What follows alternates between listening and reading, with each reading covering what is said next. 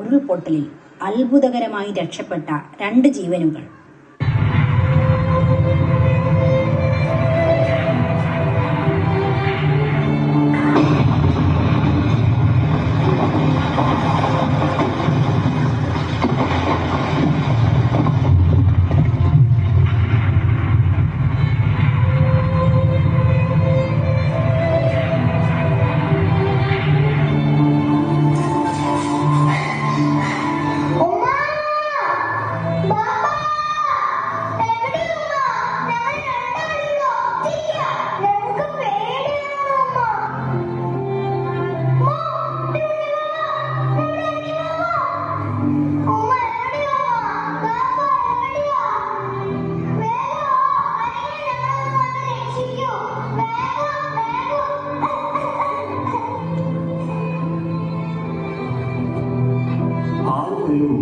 ഈ നോവിന്റെ വിളിയിൽ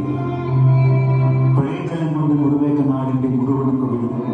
ദുരിതബാധിതർക്ക് പുനരധിവാസവും പൊതുജീവിതവും ഉറപ്പുവരുത്തുവാൻ, ഒപ്പം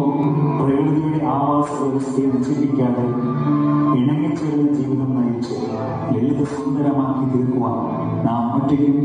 കൂട്ടമായും പ്രവർത്തിക്കാനുള്ള മനസ്സുണ്ടാവട്ടെ എന്ന പ്രാർത്ഥനയോടെ